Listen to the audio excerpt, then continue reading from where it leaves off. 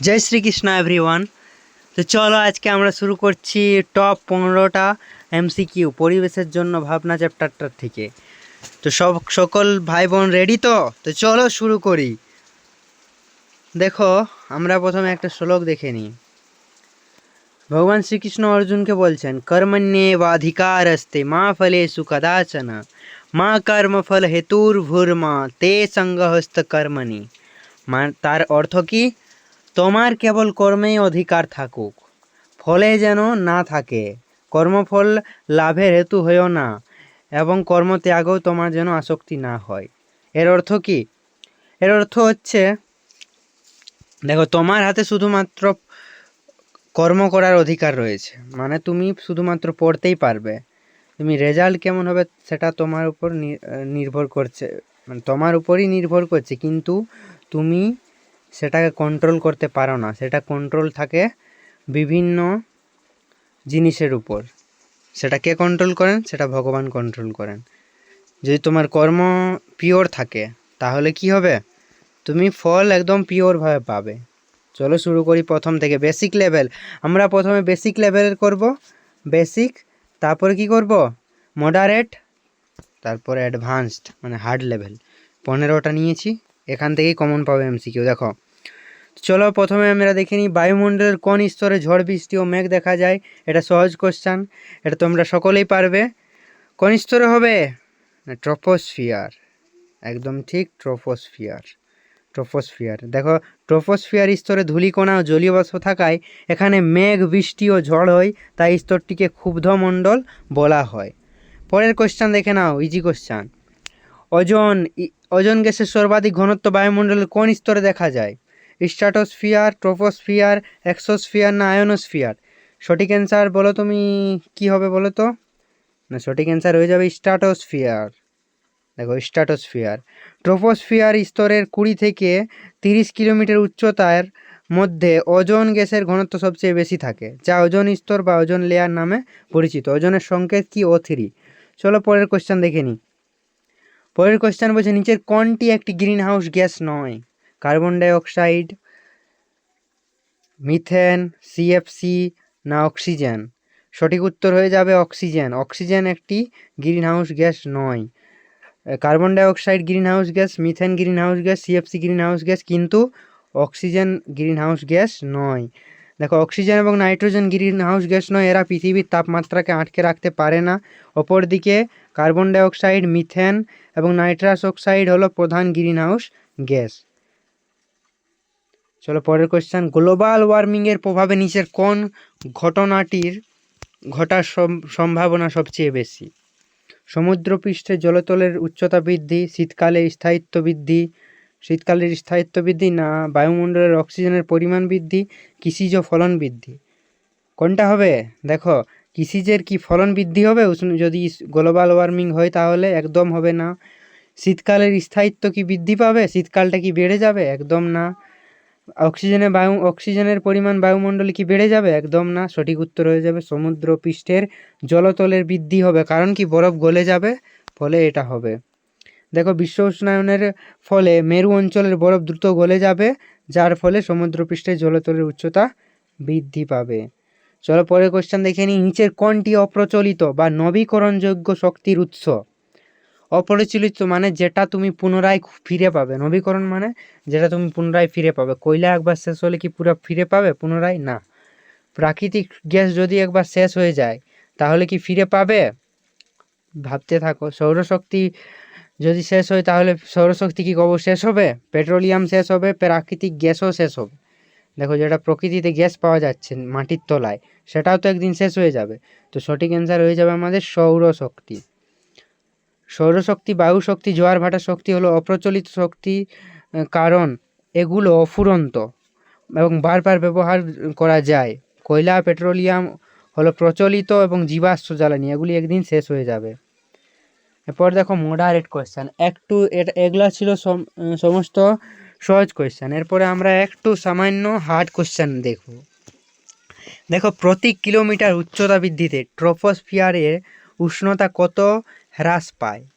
সঠিক উত্তর কি হবে বলো তো? 5.5 ডিগ্রি সেন্টিগ্রেড, না 6.5, না 7.5, না 8.5? সঠিক উত্তর হয়ে যাবে আমাদের 6.5 ডিগ্রি সেন্টিগ্রেড উষ্ণতা কি হয়, হ্রাস হয়। মানে প্রতি 1000 মিটার উচ্চতায় যদি যাও তুমি 6.5 ডিগ্রি সেন্টিগ্রেড হারে কমতে থাকবে। এরপর দেখো ফায়ার আইস বা আগ্নেয় বরফ কাকে বলা হয়? সঠিক অ্যান্সার কি হবে দেখো, শুষ্ক বরফ, মিথেন হাইড্রেট, কার্বন ডাইঅক্সাইড, না তরল নাইট্রোজেন? সঠিক উত্তর হয়ে যাবে মিথেন হাইড্রেট। মিথেন হাইড্রেটের সংকেত কি? 4CH4 23H2O। এটাকে বলা হয় ফায়ার আইস। এটা দেখতে কেমন? দেখতে বরফের মতো হলেও এর মধ্যে প্রচুর মিথেন গ্যাস থাকে, যা দাহ্য, মানে এটা জ্বলনশীল। পরের কোশ্চেন দেখো, মন্ট্রিল প্রোটোকল কেন স্বাক্ষরিত হয়েছিল? বিশ্ব উষ্ণায়ন রোধ করতে, ওজোন স্তর রক্ষার্থে, বন্যপ্রাণী সংরক্ষণ করতে, না সমুদ্র দূষণ রোধ করতে? সঠিক উত্তর হয়ে যাবে আমাদের ওজোন স্তর রক্ষার্থে, মন্ট্রিল প্রোটোকল। দেখো 1987 সালে কানাডার মন্ট্রিলে ওজোন স্তর ধ্বংসকারী পদার্থ বিশেষত সিএফসি এর উৎপাদন ও ব্যবহার কমানোর উদ্দেশ্যে এই আন্তর্জাতিক চুক্তি স্বাক্ষরিত হয়েছিল। মানে মন্ট্রিল প্রোটোকল কি হয়ে যাবে, ওজোন স্তর রক্ষা করার জন্য গঠিত হয়েছিল। কত সালে গঠিত হয়েছিল এটাও দেখে রাখো, 1987 সালে। কোথায়? কানাডাতে। এরপর দেখো স্ট্রাটোস্ফিয়ারে ক্ষতিকারক অতিবেগুনি রশ্মি শোষণ করে কে? কার্বন ডাইঅক্সাইড, অক্সিজেন স্তর, না ওজোন স্তর, না জলীয় বাষ্প? সঠিক উত্তর কি হবে? ওজোন স্তর। ওজোন স্তর কি করে নেয়? সিএফসি শোষণ করে। ওজোন স্তর ছাতার মতো কাজ করে, সূর্যের ক্ষতিকারক অতিবেগুনি রশ্মি শোষণ করে নেয়, যা পৃথিবীতে পৌঁছলে মানুষের ত্বকের ক্যান্সার হতে পারে। ইউভি রশ্মি যদি আমাদের পৃথিবীতে এসে পৌঁছয় তাহলে কি ক্যান্সার হতে পারে। আর সেটাকে কে আটকায়, কে শোষণ করে? ওজোন স্তর শোষণ করে। তাই এটাকে প্রাকৃতিক ছাতা বলা হয়, ওজোন স্তরকে, সৌরপর্দা। এরপরে দেখো মেরুজ্যোতি বায়ুমণ্ডলের কোন স্তরে দেখা যায়? মেসোস্ফিয়ার, স্ট্রাটোস্ফিয়ার, থার্মোস্ফিয়ার, না ট্রোপোস্ফিয়ার? সঠিক উত্তর হয়ে যাবে তোমার থার্মোস্ফিয়ার। এটাকে আয়োনোস্ফিয়ারও বলা হয়। থার্মোস্ফিয়ারের নিচের অংশকে আয়োনোস্ফিয়ার বলে। মহাজাগতিক রশ্মি ও আয়নিত কণার প্রভাবে এখানে মেরুজ্যোতি, অরোরা অস্ট্রালিস এবং অরোরা বরিয়ালিস দেখা যায়। তাহলে মেরুজ্যোতি কোন স্তরে দেখা যায়? থার্মোস্ফিয়ার স্তরে দেখা যায়। এরপরে দেখো আমরা হার্ড কোশ্চেন দেখব, গভীর জ্ঞান এবং প্রয়োগমূলক প্রশ্নাবলী দেখব। দেখো সিএফসি থেকে নির্গত কোন কণাটি ওজোন স্তর ধ্বংসের জন্য প্রধানত দায়ী? সক্রিয় ক্লোরিন পরমাণু, সক্রিয় কার্বন পরমাণু, সক্রিয় ক্লোরিন পরমাণু, ফ্লোরিন ছিল, সরি এটা ফ্লোরিন ছিল, এটা ক্লোরিন, মানে এটা অ্যাপ, ফ্লোরিন মানে অ্যাপ, এটা কি সিএল, ক্লোরিন মানে। হাইড্রোজেন মূলক কোনটা সঠিক উত্তর হবে? না সক্রিয় ক্লোরিন পরমাণু অ্যান্সার হয়ে যাবে। দেখো ইউভি রশ্মির প্রভাবে সিএফসি ভেঙে সক্রিয় ক্লোরিন পরমাণু সিএল মাইনাস তৈরি হয়। এই একটি সিএল পরমাণু চেন রিঅ্যাকশনের মাধ্যমে প্রায় 1 লক্ষ, মানে 1 লাখ ওজোন অণুকে ধ্বংস করতে পারে।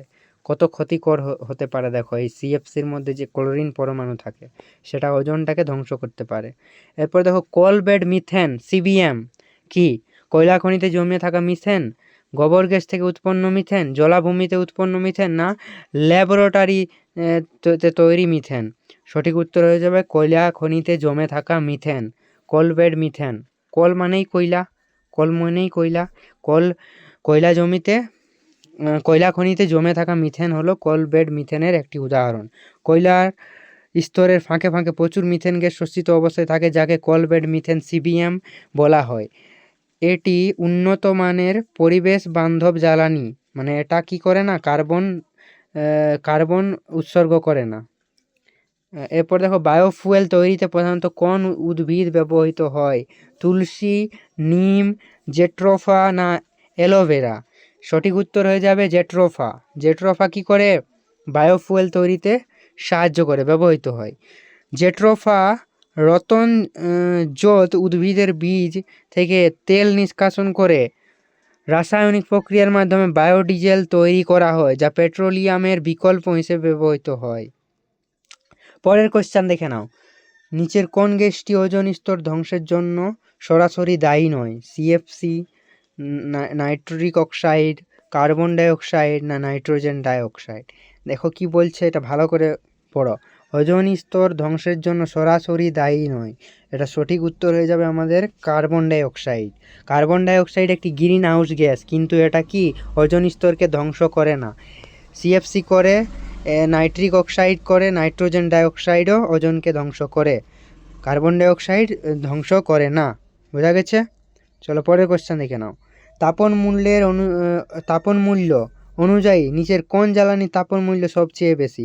পেট্রোল, রান্নার গ্যাস, কয়লা না হাইড্রোজেন? সঠিক উত্তর হয়ে যাবে আমাদের হাইড্রোজেন। হাইড্রোজেনের জ্বালানি মূল্য সবথেকে বেশি। বোঝা গেছে? এরপরে দেখো পরের কোশ্চেন। পরে আর কোশ্চেন নেই। এই মন দিয়ে ভিডিওটা দেখার জন্য ধন্যবাদ। এটা আমাদের এমসিকিউ এর পার্ট 1 ছিল। যদি তোমরা চাও আরও এরকম ভিডিও, তাহলে কমেন্ট বক্সে জানাও পার্ট 2 এর জন্য। ততক্ষণ সবাই ভালো থাকো, সুস্থ থাকো।